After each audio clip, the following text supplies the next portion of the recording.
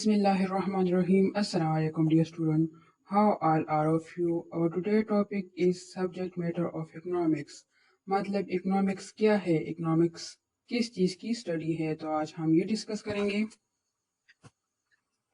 Let's see according to different economists the definition of economics. सबसे पहले जो economics introduce किया था, इकोनॉमिक्स को डिफाइन किया था, तो वो एडम स्मिथ था. एडम स्मिथ ने क्या कहा था कि इकोनॉमिक्स वेल्थ की स्टडी है, मतलब हम किस तरह वेल्थ को जनरेट करें और किस तरह फिर उसको यूज करें. तो economics is all about the study of wealth according to Adam Smith. Second, जिस इकोनॉमिस्ट ने इकोनॉमिक्स को इंट्रोड्यूस किया था, इकोनॉमिक्स को डिफाइन किया था, वो मार्शल था.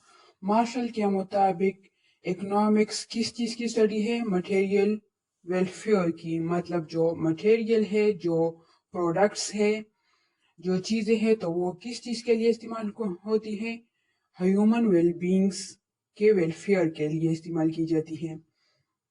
इसके बाद रॉबिन्स ने इकोनॉमिक्स को डिफाइन किया था.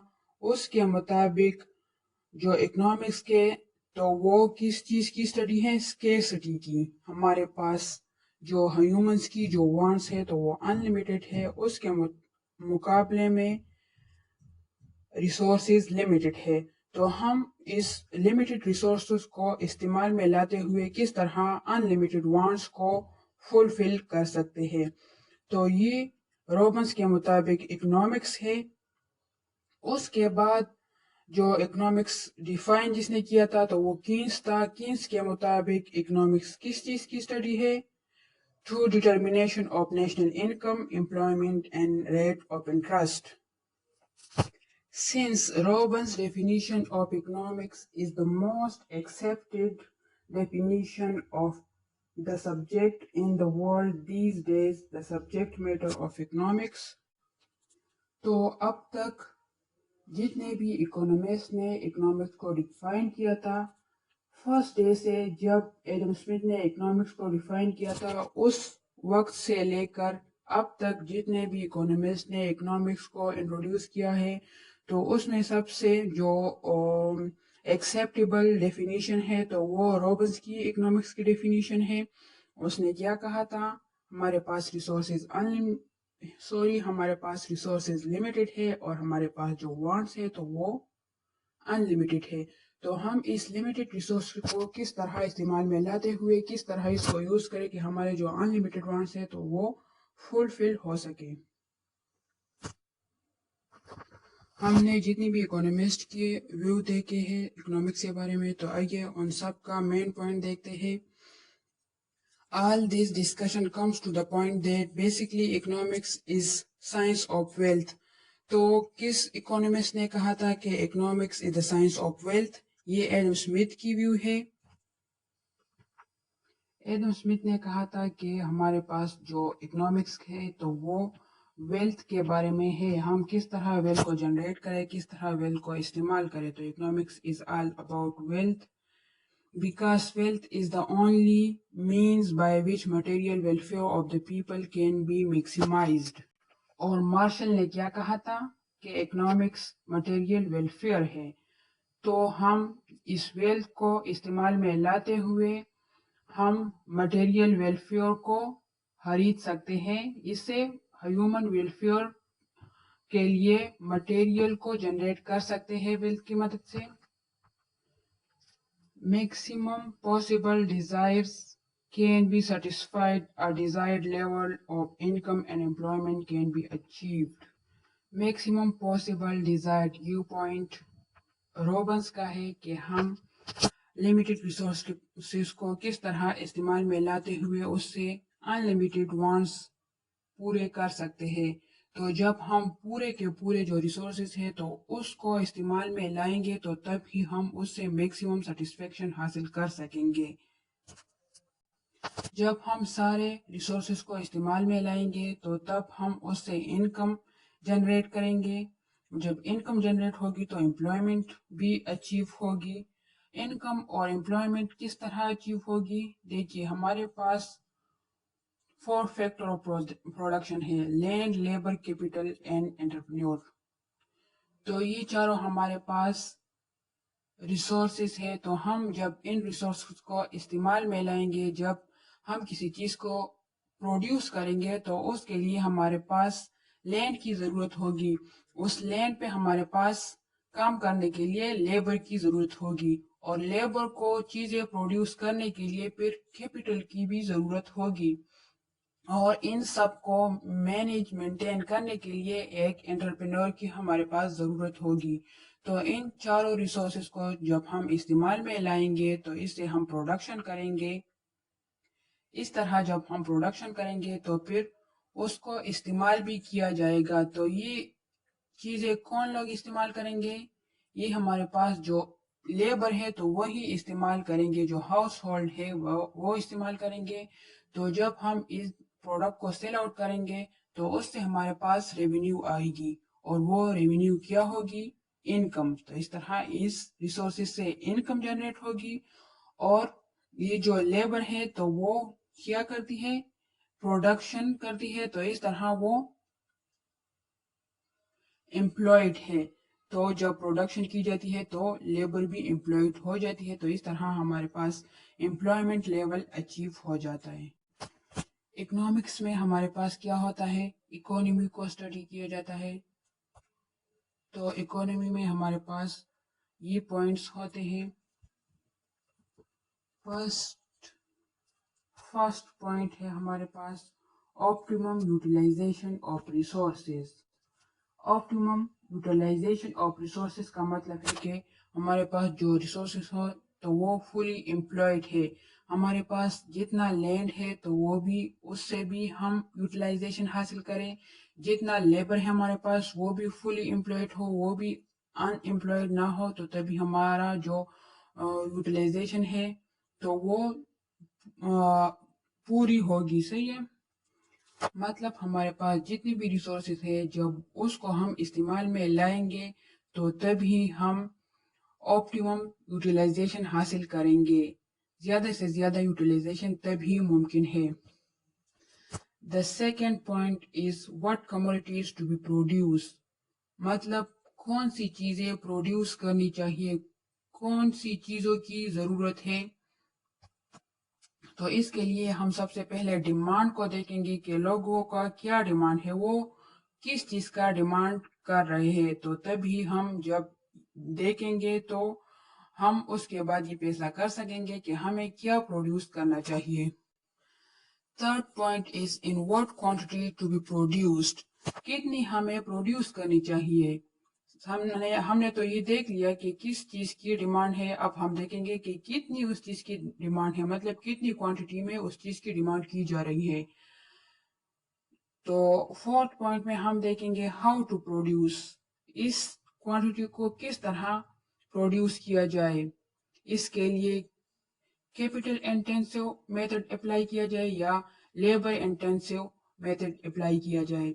कैपिटल इंटेंसिव कौन सा मेथड होता है जिसमें हमारे पास प्रोडक्शन में ज़्यादातर कैपिटल इस्तेमाल की जाती है बनिस्बत लेबर के, और लेबर इंटेंसिव में हमारे पास जो लेबर है तो वो ज़्यादा होती है बनिस्बत कैपिटल के, बनिस्बत मशीनरी के। तो हमने देख लिया कि क्या हमें प्रोड्यूस करनी चाहिए, कितनी क्वांटिटी में प्रोड्यूस करनी चाहिए, एंड कौन सा मेथड अप्लाई करना चाहिए। तो अब हम देखेंगे where and when to be produce. हमें ये प्रोडक्शन कहाँ पे करनी चाहिए, इसकी डिमांड कौन सी जगह पे ज़्यादा है। तो हम जगह को डिसाइड करेंगे कि हमें कहाँ पर ये चीज़ें प्रोड्यूस करनी चाहिए। उसके बाद हमें टाइम का भी पता होना चाहिए कि कौन सी टाइम में इस चीज़ की डिमांड की जाती है। उसके लिए हम फैशन को देखेंगे कि कौन सा फैशन चल रहा है, तो उसी के मुताबिक हम जो प्रोडक्शन है वो करेंगे। इसके अलावा हम वेदर को भी देखेंगे, ऑप्शन को भी देखा जाता है। फॉर एग्जाम्पल अगर कोई बंदा है और वो आइसक्रीम बेच रहा है, तो वो उसके लिए वेदर का कौन सा टाइम चूज करेगा। जब वेदर हमारे पास हॉट होगा तो तभी वो ज़्यादा क्वांटिटी बनाएगा, क्योंकि जो आइसक्रीम है तो उसकी डिमांड ज़्यादातर हॉट वेदर में होता है। اب کس طرح اس پروڈکٹ کو ڈسٹریبیوٹ کیا جائے. پروڈکشن میں ہمارے پاس لینڈ، لیبر، کیپٹل اور انٹرپرینورشپ ہوتے ہیں. تو اب ان سب میں ہی کس طرح ڈسٹریبیوٹ کیا جائے. جب ہم پروڈکشن کرتے ہیں تو اس پروڈکشن کو ہم سیل آؤٹ کرتے ہیں، اس سے جو انکم آتی ہے تو اس کو ہم جو لینڈ ہم نے لی ہے تو اس کا رینٹ دے دیتے ہیں. اور اس کے علاوہ جو ہمارے پاس لیبر کام کر رہی ہوتی ہے تو ان کو بھی ان کی پیمنٹ دے دیتے ہیں، مطلب ان کی سیلری دے دیتے ہیں. تو اس طرح ہم یہ جو ریونیو ہے اس کو ڈسٹریبیوٹ کرتے ہیں. اس کے علاوہ ہم نے جو کیپٹل یوز کیا ہے اس کا بھی رینٹ دینا پڑتا ہے ہمیں. تو اس طرح ہمیں اس کو کس طرح ڈسٹریبیوٹ کرنا ہوگا تو ہم اس کو بھی دیکھیں گے. اس کے علاوہ ہمارے پاس جو اکنامکس ہے تو وہ 2 برانچز میں ڈیوائڈڈ ہے. The subject matter of economics is divided into 2 categories. First is micro and second is macro. So microeconomics, which deals with individual agents such as household and businesses. تو micro economics میں individual part کو دیکھا جاتا ہے، مطلب individual کی demand کو دیکھا جاتا ہے، انڈیویجول کی سپلائی کو دیکھا جاتا ہے. اور اسی طرح جو ہاؤس ہولڈ ہے تو وہ بھی انڈیویجول ہے. اسی طرح انڈیویجول بزنس کو بھی مائکرو اکنامکس میں دیا جاتا ہے. مائکرو مطلب چھوٹا پارٹ. اس برانچ آف اکنامکس میں جو چھوٹا پارٹ ہے تو وہ دیکھا جاتا ہے. So second branch of economics is macroeconomics, which considers the economy as a whole, in which case it considers aggregate supply and demand for money, capital and commodities.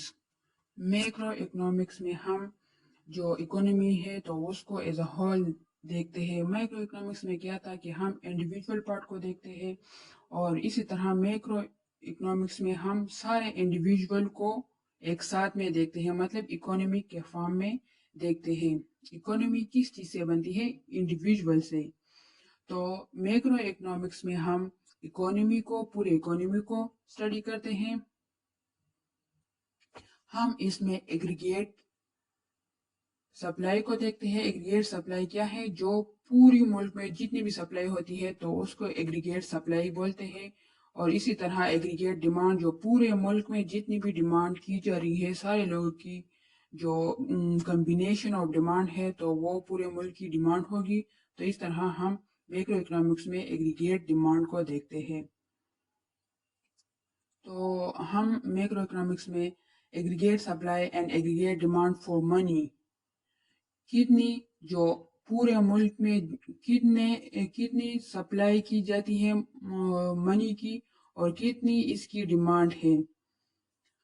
And capital and commodities, اسی طرح capital کی کتنی aggregate demand ہے، اور جو ہمارے پاس products ہے تو ان کی پروڈکٹس یا پھر سروسز. کموڈیٹیز میں پروڈکٹس اور سروسز دونوں چیزیں آتے ہیں. سروسز ہمارے پاس جب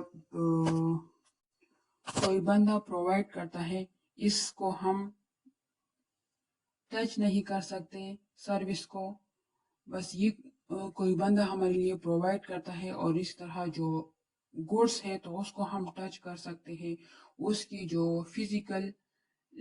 فزیکل امیج ہے تو وہ ہم دیکھ سکتے ہیں. فار ایگزامپل ہمارے پاس جو گوڈس ہے تو اس کی ایگزامپل میں آتا ہے چیئر، پینسل. اس کو ہم ٹچ کر سکتے ہیں، دیکھ سکتے ہیں. اسی طرح سروسز میں جو ڈاکٹر ہمارے لیے جو سروس پرووائڈ کرتا ہے وہ ہے. اسی طرح ٹیچنگ، جب کوئی بندہ ہمارے لیے کوئی ٹیچنگ سروسز پرووائڈ کرتا ہے تو وہ ہے. اسی طرح ڈرائیور ہمارے لیے ڈرائیونگ کی فیسلٹی سروس پرووائڈ کرتا ہے. It's all about the subject matter of economics. So thanks for watching. اگر آپ کوئی بھی ٹاپک انڈرسٹینڈ کرنا چاہتے ہیں تو پلیز مجھے کمنٹ سیکشن میں ضرور بتائیے گا. میں آپ لوگوں کے لیے اس پہ ویڈیو ضرور بناؤں گی. ملتے ہیں اگلی ویڈیو میں، تب تک کے لیے اجازت دیجیے. اللہ حافظ.